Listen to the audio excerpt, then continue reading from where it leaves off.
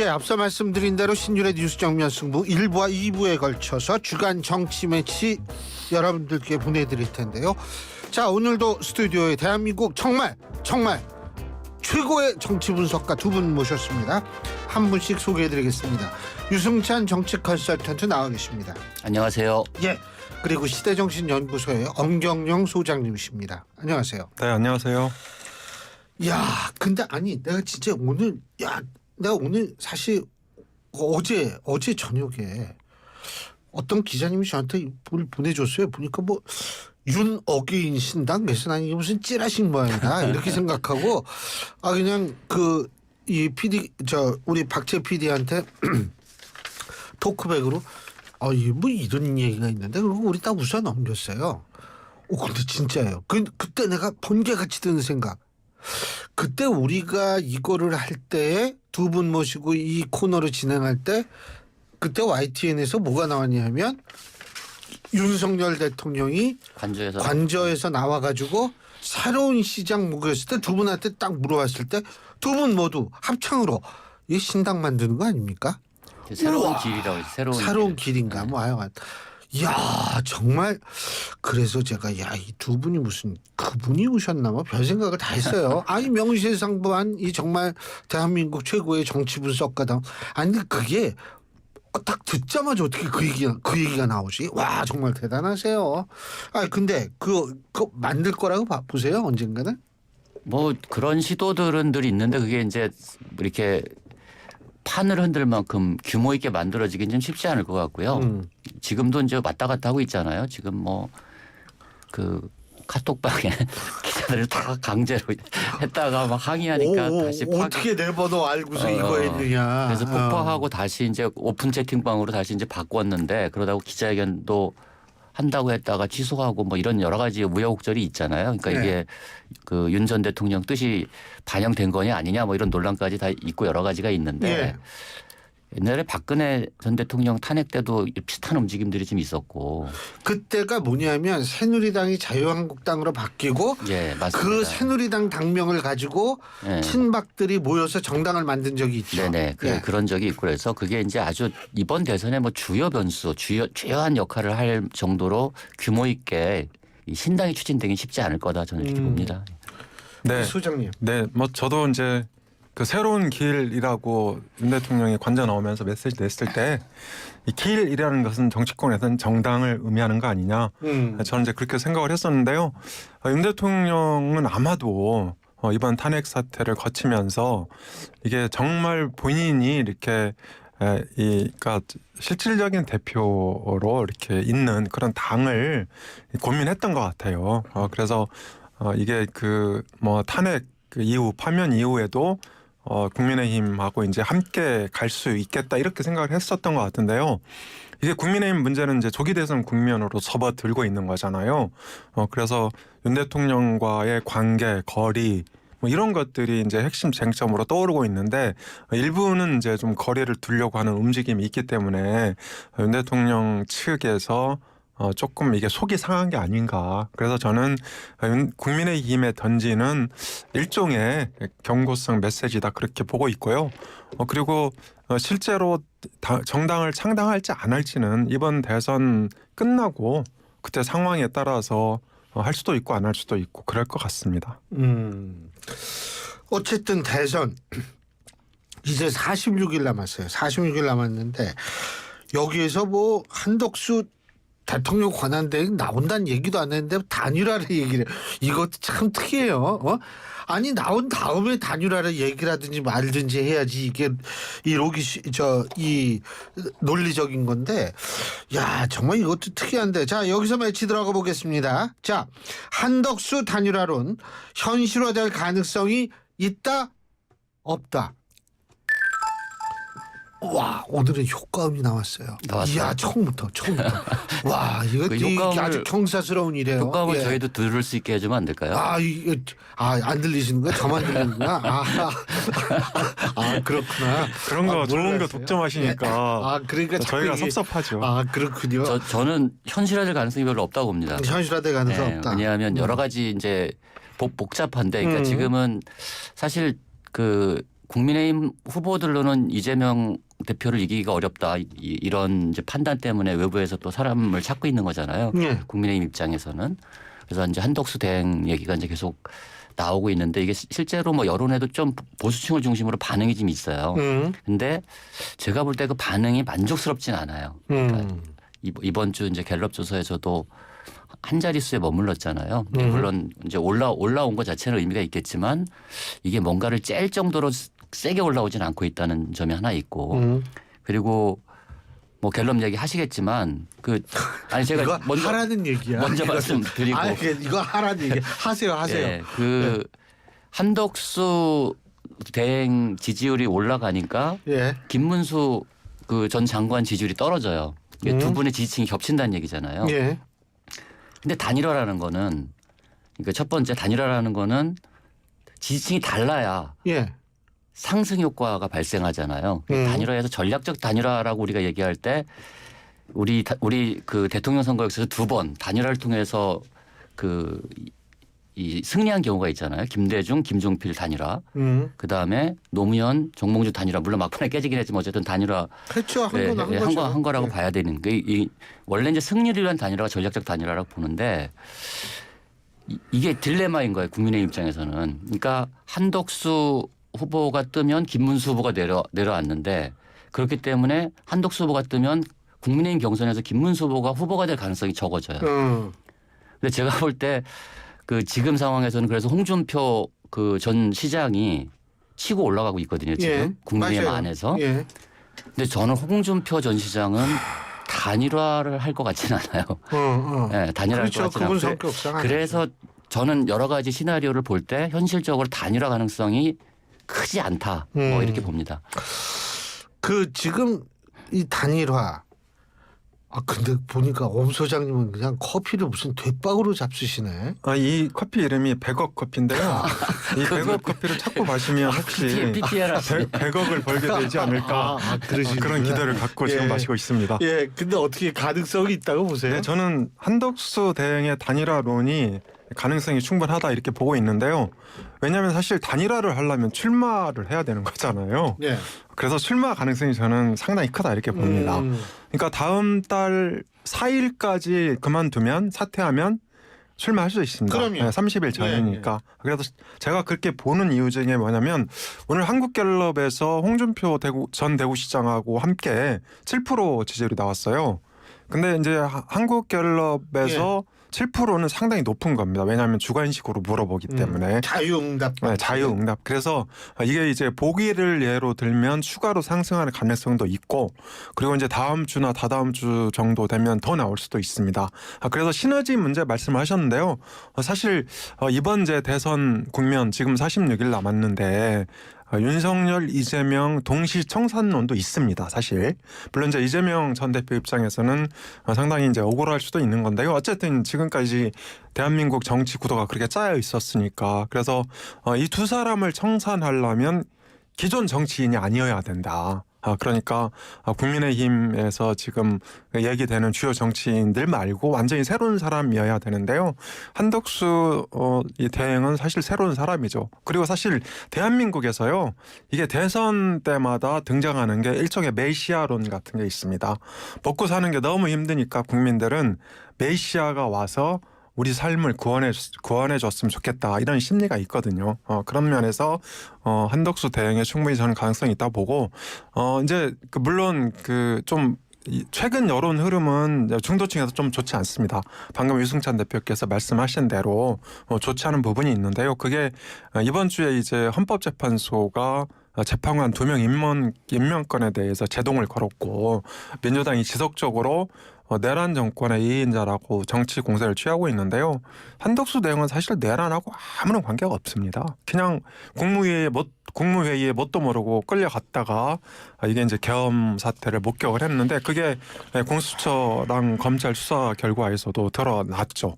저는 그런 면에서 한덕수 대행이 충분히 경쟁력이 있다고 보고 있고요. 그리고 또 다음 주에 최상목 부총리하고 안덕근 산업장관이 방미합니다. 미국에게 와서 관세 협상을 하거든요. 그런데 다음 주에 이제 그 관세 협상이 잘 안 되면 저는 다다음 주쯤에 한덕수 대행이 미국을 가서 트럼프 만나갖고 관세 협상에 이 도장을 꽝 찍고 올 수도 있다. 그러면 지지율이 확 뛰겠죠. 이런 상황에서 짜잔 하고 출마를 하게 되면 저는 엄청난 시너지가 발생할 것으로 예상합니다. 나는 마지막 소임을 다했다 뭐 이러면서 말이에요. 네, 그렇습니다. 자, 한국갤럽이 지난 15일부터 17일까지 전국 성인 1,000명을 대상으로 조사한 전화 면접 조사고요. 자세한 내용은 중앙선거 여론조사 심의위원회 홈페이지를 참조하시면 되는 여론조사인데, 자, 제 질문이 있어요.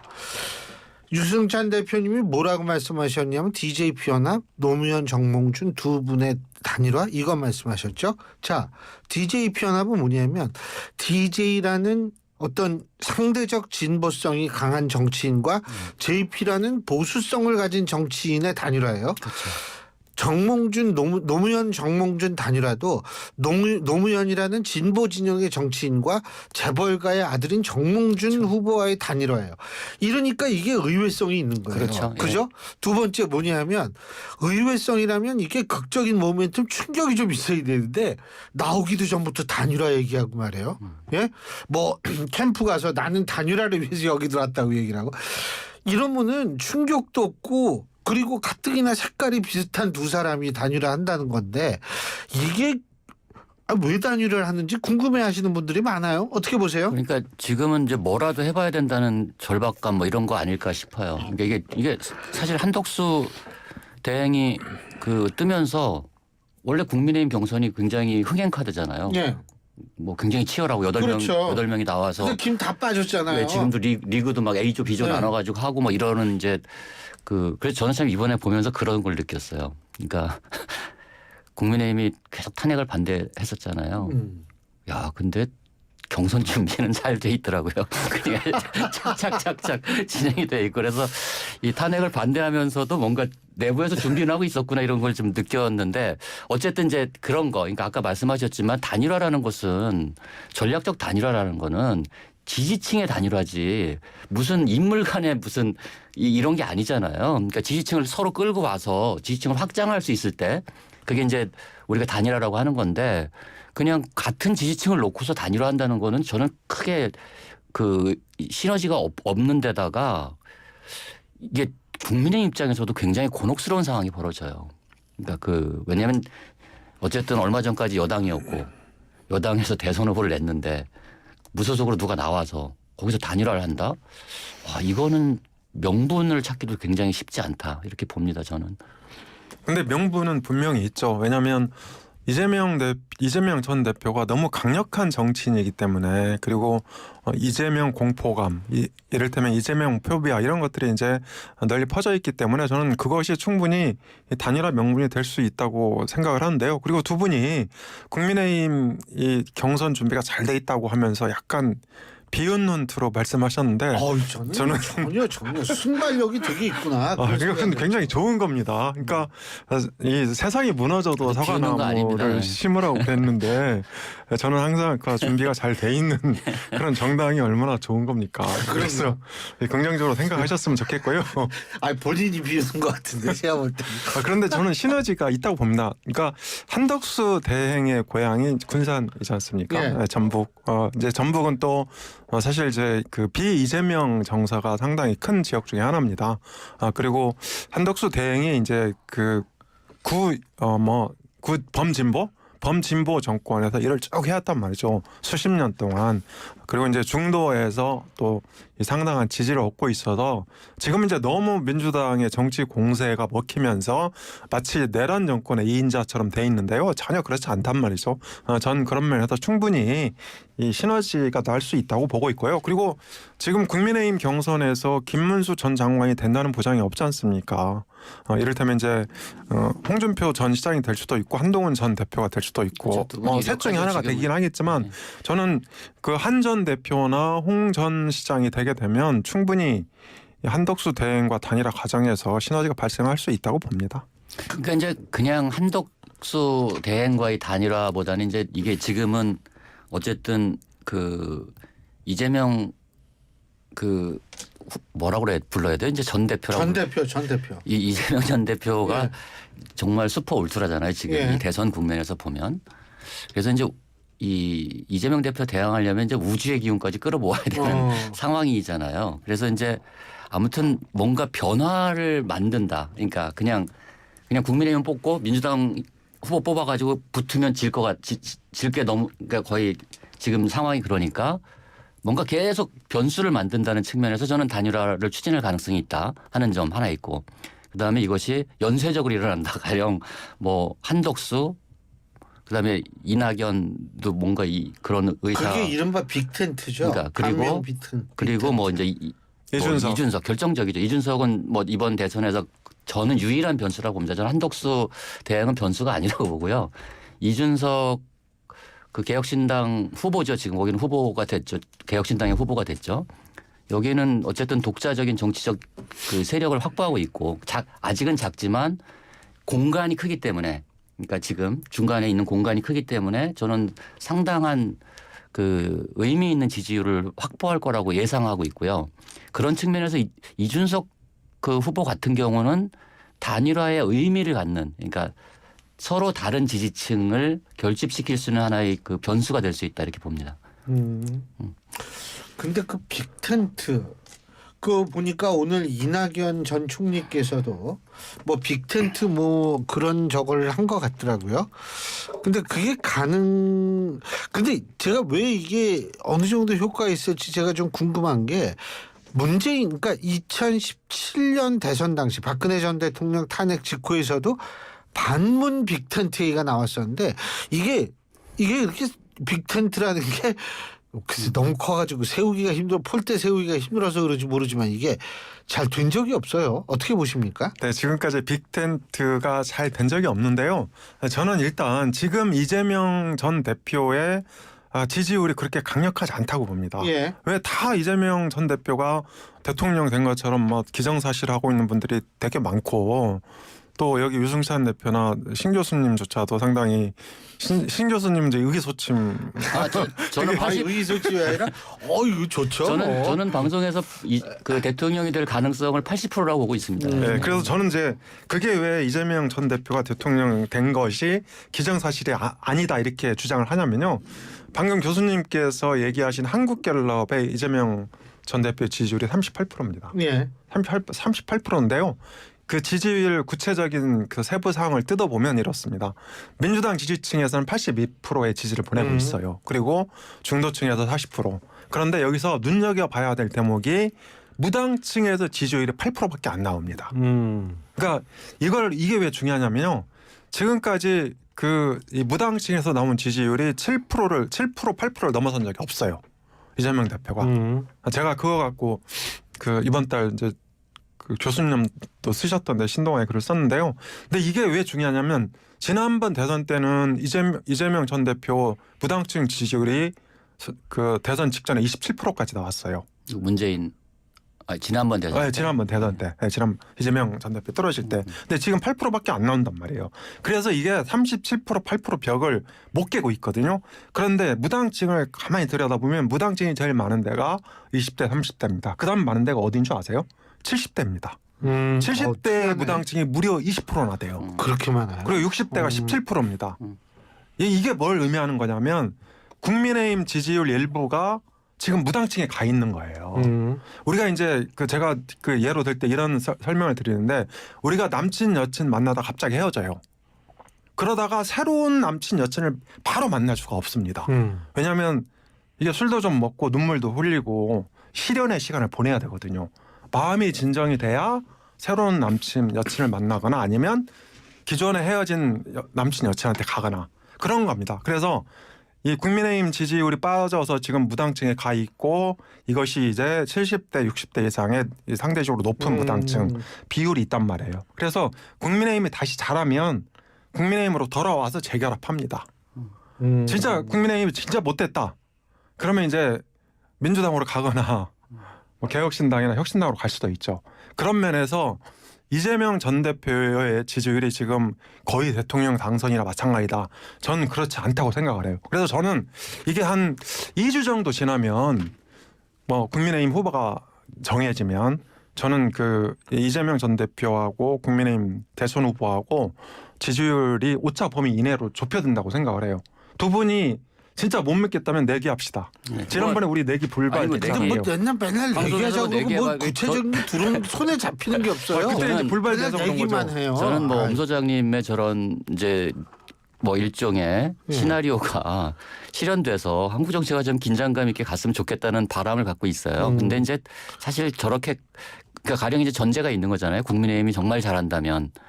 근데 사실 그게 쉽지가 않거든요. 그러니까 지금 선거가 얼마 앞두지 않고 이게 지난번에 그 2017년에 박근혜 대통령 탄핵됐을 때 문재인 그 전 대통령 그 당시에 그 민주당의 이제 유력한 후보였잖아요. 이분이 이제 그 30% 박스권을 돌파하는데 한 달이 걸렸어요. 그리고 아니 이분이 지금 이맘때 그때 당시에 네. 지금 이맘때 그러니까 네. 선거 한 40여일 남은 41% 나왔거든요. 그러니까 지지율이. 그게 한 달 예, 정도였어요. 그러니까 이 30% 박스를 돌파를 한 게 지금 이재명 전 대표의 38%가 낮은 지지율이 아니고요. 그리고 이 야권에 지금 후보들이 너무 안 나오고 있잖아요. 그러니까 그냥 이게 뭐 양자대 이런 거 다 떠나서 양자 대결도 너무 차이가 막 벌어져 있고, 근데 이것이 과연 그 짧은 기간에 정말 극적인 변화가 있어야 된다. 그러려면 극적인 시나리오가 만들어져야 되는데 현실적으로 그게 가능할까? 저는 지금 그 진행되고 있는 구도에서 보면 그 이재명 전 대표에 대항할 만한 그런 임팩트를 갖고서 치고 올라올 수 있는 후보가 있을까? 여기에 대해서 저는 굉장히 회의적입니다. 네, 유 대표 말씀에 반은 맞고 그렇지만 반은 전 틀리다고 생각을 해요. 그래서 국민의힘이 이제 잘하려고 지금 노력을 하고 있거든요. 그러니까 당장 뭐 TV 토론하면 윤 대통령하고의 거리 이런 것들이 쟁점으로 부각이 될 텐데요. 아무튼 저는 이제 어떻게든 지금의 상황을 돌파할 거라고 봅니다. 그래서 아까 제가 말씀드린 거를 조금 더 보충을 하면 이게 무당층에 빠져 있는 국민의힘 지지율이 회복이 되고 이게 이제 그 이 대선 후보들이 경선 과정을 통해서 한 사람으로 이 정해지면 압축이 되면 그러니까 지지율이 일로 옮겨 붙을 거라고 생각을 하거든요. 그러면 결국은 이제 그 49대 51의 싸움이다. 그러면 2~3%포인트 안에서 승부가 결정 난단 말이죠. 이런 상황에서 한덕수 권한대행과 단일화를 하거나 또 개혁신당 이준석 의원이나 뭐 이낙연 새미래 대표 이런 분들하고 빅텐트가 대표가 아니라 고문입니다. 네, 고문. 그래서 뭐 빅텐트든 뭐 스몰 텐트든 이런 것들이 이제 그 단일화를 단계적으로 해나가게 되면 2~3%포인트는 충분히 극복할 수 있는 지지율이다. 그렇게 본다는 거죠. 뭐 저는 어쨌든 뭐 누가 되든 지금 상황보다 더 나빠질 수는 없잖아요. 누가 되든 뭐 저는 다 좋습니다. 근데 지금 그 국민의힘 민주당 오늘 민주당 TV 토론회 한다는데 어디서 해요? 저도 어디서 아니 그거 아무도 모르더라. 우리 작가님이 아까 찾았는데 작가님도 못 찾으신 거예요. 요즘 민주당 경선에 사람들이 큰 관심이 없어요. 8시 반에 뭐 TV 통해서 합니다. 네. TV 근데 네. 그 TV가 유튜브 MBC에서 한대요. MBC에서. 그렇구나. 근데 뭐 하여간 여기보다도 저 국민의힘은 일단은 뭐 좀 새는 좀 아무래도 여론조사로 약하지만 여기 누가 될지는 모르니까 그래도 그렇죠. 여기는 예? 좀 보는 재미가 그렇죠? 있죠. 예. 근데 그 지금 A조, B조로 나는 이게 또 온 순서대로라며. 예. 이건 아주 기발한 아이디어였어요. 예. 근데 이 어쨌든 지금 국민의힘 토론에 지금 8명이 나오고 있는 토론에 이거 언제 하죠? 이거는? 토요일 일요일 합니다. 토요일 일요일. 네. 이게 다음 주 화요일인가요? 그 저기가? 뭐가요? 네. 1차 컷오프. 네, 22일. 20일. 네. 그러니까 내일하고 모레하고 그 다음 날 여론조사하고 이렇게 해서 22일 날 발표하는 거죠. 예. 근데 뭐 하여간 그런데 지금 또 하나 우리 관전 포인트로 갖고 있는 게 이 세종시 옮기는 거 있잖아요. 네네. 이것도 이게 굉장히 궁금해요. 이게 위헌 여부 따져야 되는데 여러분하고 너무 몰두해서 얘기를 하다 보니까 이 얘기는 2부에서 해야 될 것 같아요. 1분 여기서 줄이겠습니다.